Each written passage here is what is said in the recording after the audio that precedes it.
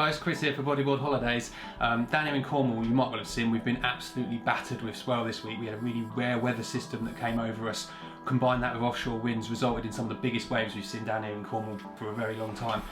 Main man and boss of Bodyboard Holidays, Barber, decided to take on the legendary and the mythical Cribbar in Newquay. So I'm going to have a little Zoom chat with Rob now and find out how he got on. Okay, so Rob, how's it going, mate? You still here? Still with us? Surviving. Yeah, I saw some of the footage. It looked pretty mental. So first things first, for anyone that doesn't know what the Cribbar is or anything about it, just give us a little brief overview. Sure. So Town Head is the headland on the right hand side, the north end of Fistral Beach, and that divides kind of Newquay Bay and Fistral Bay, and there's an outcrop of rocks under the water reef off the point of the headland, and when there's a big enough swell, the swell grips that reef and turns into quite a beast of a wave. When the bigger it gets, the bigger it holds. Doesn't seem to max out, it just breaks out further. And I surfed it first when I was about 15 or 16 years old. Wow. Just a bit overhead. It breaks when it's smallish, 6 foot maybe. And it was a bit of a novelty. Got out there with Anders Siggery and a few other bodyboarders, Johnny Burt. So each time it's broken since then, I've always had my eye on it and surfed it quite a bit. So yeah, it's built up to kind of Monday, massive Monday, if you please. Was there anything particularly different about this weather system that we saw come through that made it like extra big or anything like that?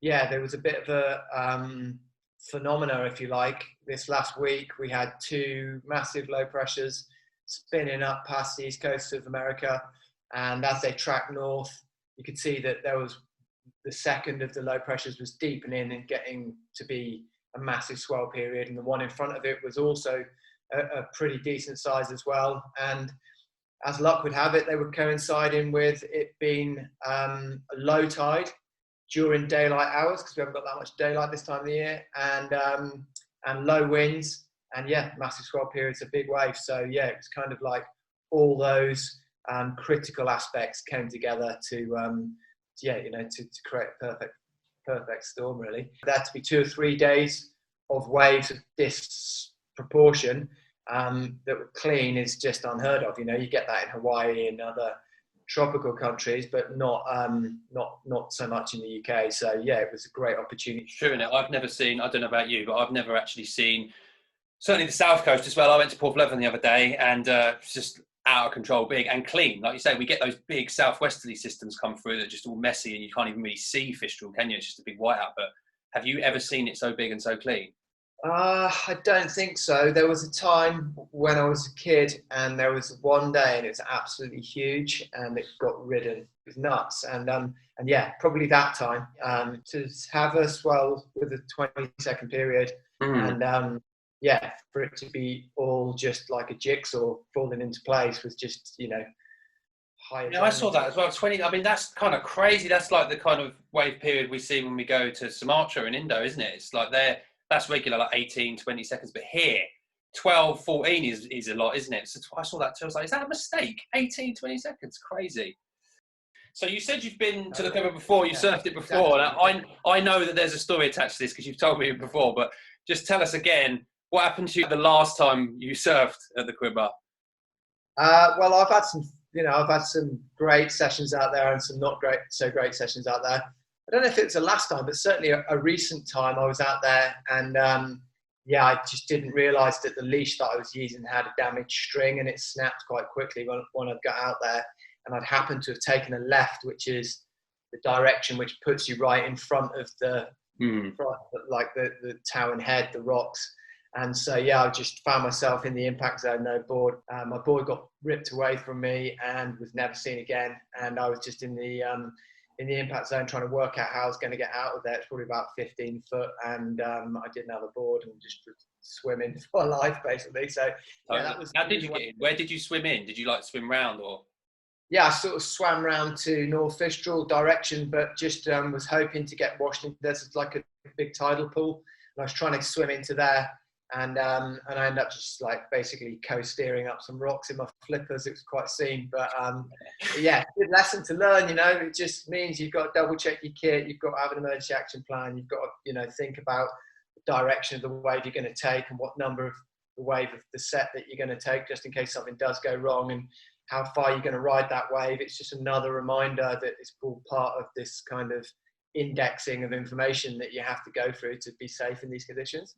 So on that, I mean, did you change your kit at all from what you usually use? Or, because like surfers do, you know, we saw the surfers out there on them big guns, but like for bodyboarding, did you change anything or? Yeah, I did. I mean, I use the same board most of the time, and I've got a board that I use for winter bigger surf, which is more flexible. It's my normal Barber board shape, and it's a low density PP core, but it's just well used, so it's got flex, so it can bend into take the bumps a little bit easier, you'd think. Yeah, he says.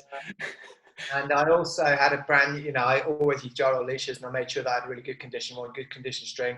But the other thing is I always have a specific way of tying my fins on when it's big surf. So I actually tie them onto my legs so that my fins can't come off, which is actually a really good tip for anybody that's going to go out and big surf.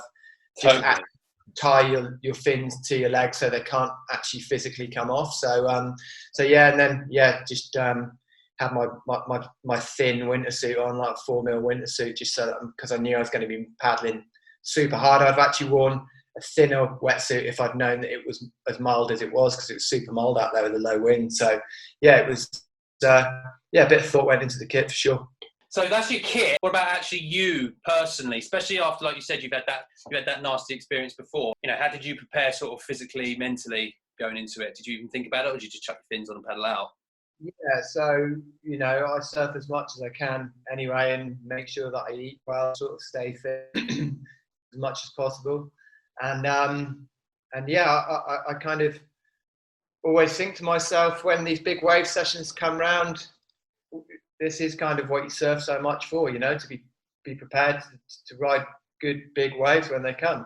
You know, it's like, that's kind of what I do, and what other bodyboarders that kind of, you know, without getting too carried away, this is my main thing in my life that I enjoy doing. So yeah, being prepared to do it and surfing as much as I can to prepare myself is like super important to me, and that's the best training I find, is to surf as much as you can. So it's true. There's no going to the gym or running or anything like that can actually prepare you. You just got to get out there and do the hard yards and paddle around 5 days a week like you do, for sure. That's the kind of best way to prepare yourself, isn't it? Yeah, and work on your technique, isn't it? You know, you're thinking about where you're going to catch waves and how you're going to drop down them, and, you know, all those different things. But yeah, and then you say about like mental place, you know, that is definitely something that you can see this low pressure, or these two low pressures coming. There's no two ways about it. You get anxiety because you know it's coming, and you know you're probably going to want to go out there and have a go at it. And just trying to like steady your mind, keep positive, thinking about your plan, sticking to the plan of how you're going to approach it, and not taking too many risks, and actually, you know, timing the sets and being in the right spot, using your markers, and giving yourself confidence through there being a system to what you're doing, and drawing upon the experiences of your sessions in the past. So yeah, it just doesn't happen. It's kind of, you prepare for it, and then hopefully it comes together. There's actually one wave I saw that you got. I didn't actually get any footage of you because, like most sane people, I was getting away from the swell and surfing the sheltered beaches. But we're fortunate that Chris Levi of Biscuit Bodyboarding got some really nice clips of you. So yeah, I know this one here. I noticed it kind of looks like a rubbishy wave, but then I looked at it and I was like, why did he take that one? And I see that there's one behind it. I don't know if that was in your mind of like, I've got to get out of the way kind of thing. Like you say, it's not just a case of paddling for a wave and if you don't get it, that's all right. Like, you've really got to think about every single, you know, every wave you paddle for, where you're lined up. You must just be looking constantly at markers, and attention to detail just must be off the chart, you know. But you weren't thinking about, oh, I need to paint the Newquay Activity Centre or anything like that. It must have just been like single focus. Yeah, it's super exhausting, because as soon as you make the commitment to hit the water, then you know your brain is working 10 times harder than usual. Your heart rate's going up and up and up, and yeah, you're like a meerkat looking around, looking at your markers, looking at where the last set broke, looking at the sort of the swing of the next swell, because there's such a shift in the peak over there at Cribbar. It's not a determined boil that breaks in the same place every time, because it's out in the middle of the ocean. It kind of seems to pick up swells from a couple of different directions, and you get a couple of wedges that move through it as well. And it's making sure that you're close enough to the peak to be able to catch it, but not so close that you're going to get caught by a set. So you have to kind of like stay out, and then as the set comes in, you have to race in and get so that you're far enough under the lip to catch it and not get caught. So yeah, when you commit to one, you've really got to go for it. To answer your question, yeah, I'd actually paddled for a wave before that one. I caught that with Don Moore, who's another guy that owns surf school in Newquay, and yeah, it was to get out into the channel really, just to drop down and get into a better position. And what's it like out in the lineup? Like, are you chatting to people, or there's obviously got to be a profound respect for each other just for being out there, kind of thing. But what's it like out there? Yeah, it's good. It's good. I mean, it's always traditionally, there's never really been anyone out there. There's never really been many people that surf it, one or two. And then in the last few years, it's got a lot more popular. And on a smaller day, on Sunday, when I surfed it, it's maybe about 8 or 10 people out there, and everybody, yes, super good attitude, taking it in turns, looking out for each other. And yeah, that was really, really great to, like I was speaking to Don Moore, and he was sharing his markers with me, and that was really useful.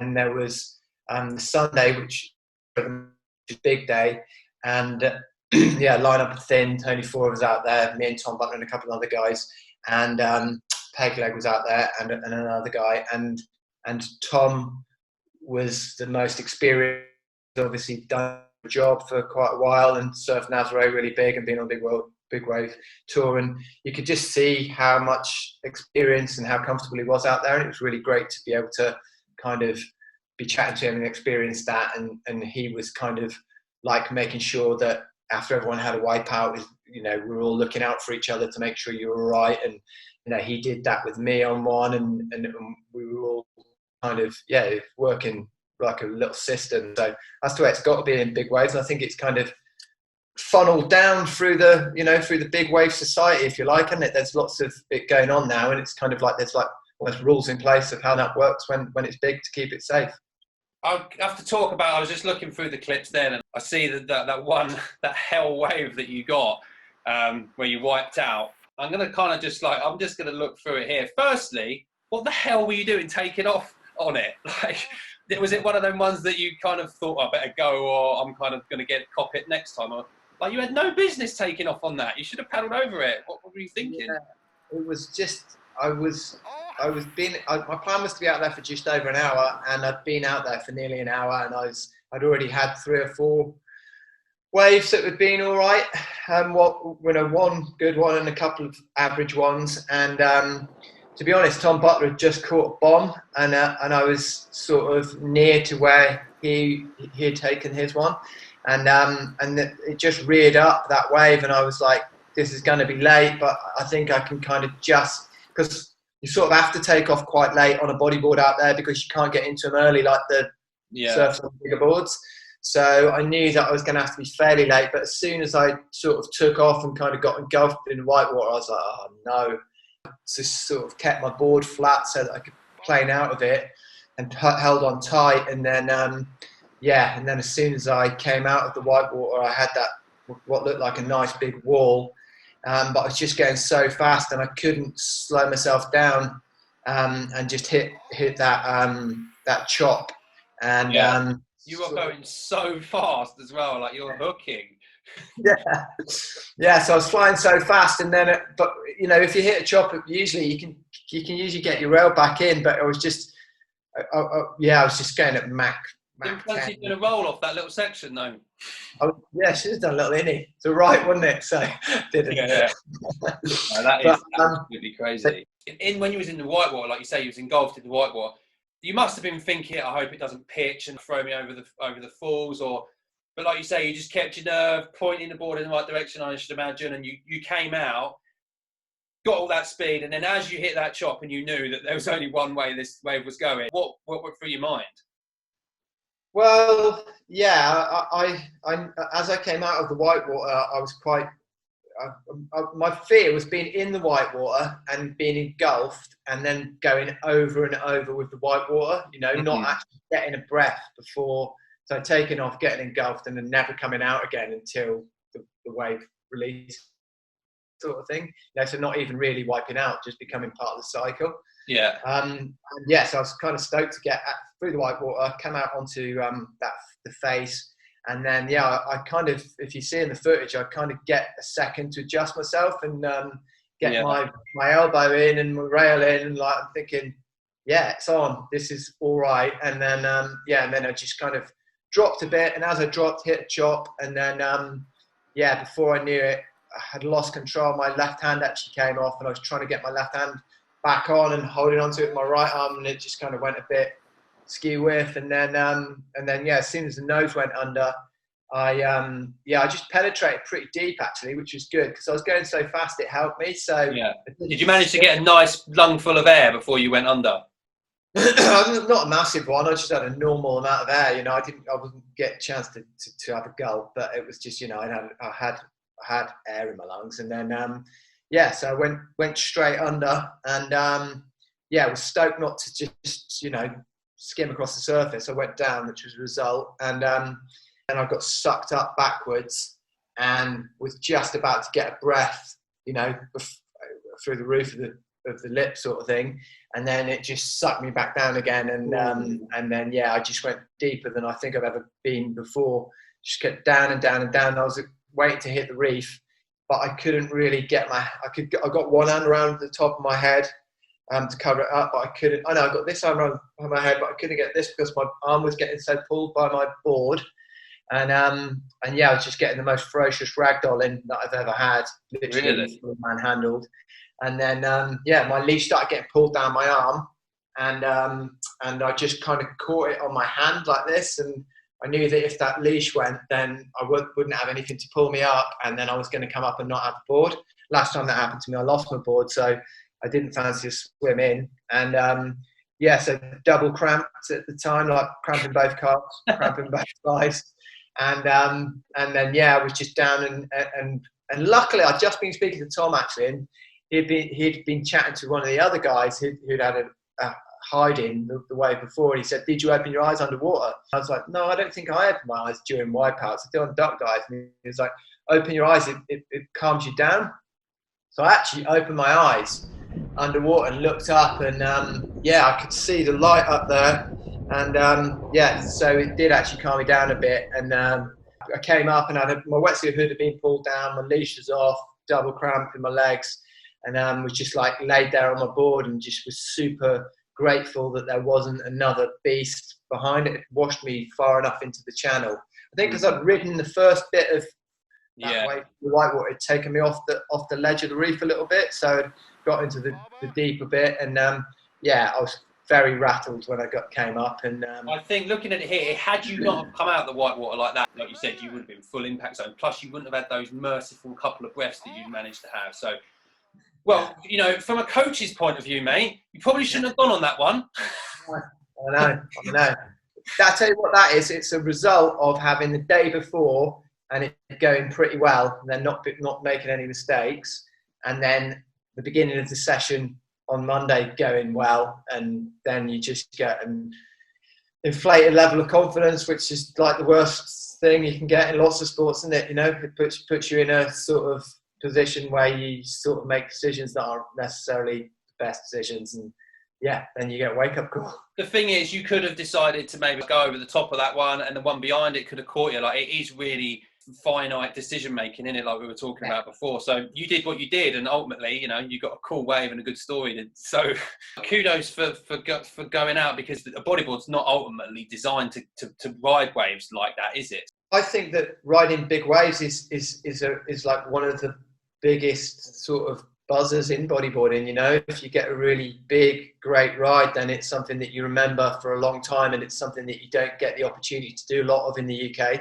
But doing all of our trips, you know, a lot of them, like you said, SUMATRA, Morocco, those places, we do get to ride bigger waves, and I think it does build your confidence and your skills to do that. So I think it's great to be able to practice it from time to time. Yeah, I mean, there's definitely bigger boards, bigger surfboards, so those waves just sort of iron out those creases way easier for sure. Not saying that it's easier on a surfboard, I'm just saying that it's the best suited craft for it for sure. I know you've surfed, you've surfed pipeline, haven't you, in Hawaii? How would you say it compares to that? Completely different, really. I mean, the intensity of pipeline is so full on because of the crowd as much as anything else, but also the fact that it's so hollow and more predictable for where it breaks. Whereas Cribbar is just like a classic British big wave spot. It's, the reef isn't perfectly defined. It's basically a collection of rocks and ledges under the water. So it's making the waves kind of shape up strangely and break in different places.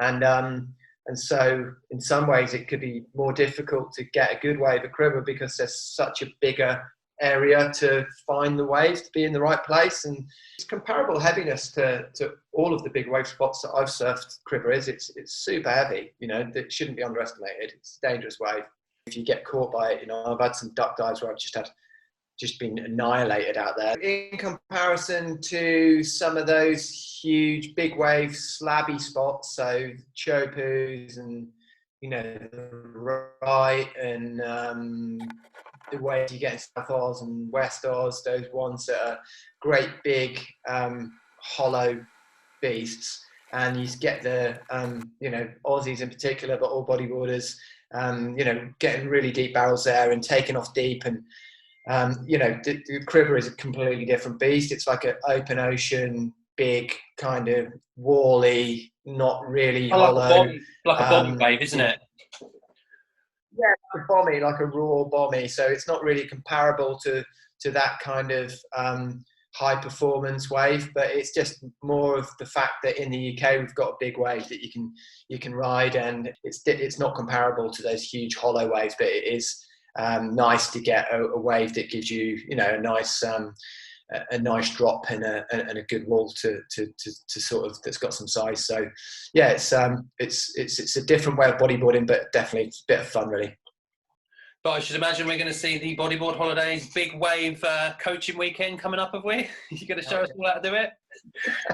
It could be an angle there, Chris. Yeah. I'm not sure you'll get many takers, to be honest. But I think there's a lot of interest in bigger wave bodyboarding, and I think I think that's something I get asked about a lot is, advice about approaching bigger waves, building confidence, staying safe and getting out through the big waves and deep duck dives and all stuff like that. It's a whole different range of techniques. So yeah, it's definitely something that I've kind of broken down in my head and created some planning to be able to explain to people. So yeah, I think it is a skill set that people want to do, but whether we'll be able to do a bodyboard weekend planned around that sort of mythical Cribbar swell might be a little bit of planning that could be too much of a challenge. Yeah, I think you might have some insurance issues if you go to your insurer and tell them you want to put on a Cribbar event. Yeah, definitely. For sure. On a serious note, going forward, what have we got coming up Bodyboard Holidays wise? Well, we have got a packed schedule, and as soon as the guidelines change and we're good to go, we've got bodyboard coaching weekends, bodyboarder UK retreats, Newquay and Croyd weekends. We've got really packed trip schedule all over the world: Portugal, Morocco, Indonesia, California, and beyond. And yeah, it's just a matter of sitting it out. Riding out this situation that we're in at the moment, and then we're good to go as soon as it's safe for our staff and guests to join us. So yeah, really looking forward to getting things moving as soon as the time is right. Yeah. Well, cheers for that, Rob. It's been nice to catch up with you and to get an insight inside the mind of what it's like to be out there. And cheers for sharing your story with us. No worries. Thanks for having me. Cheers, Rob. See you soon, mate. If you would like more tutorials, interviews or product reviews, just hit the like and subscribe button. And for more information on our UK and international coaching weekends, retreats, holidays and Outdoor Instructor Academy, visit our website at www.bodyboard-holidays.com, and we look forward to getting barreled with you soon.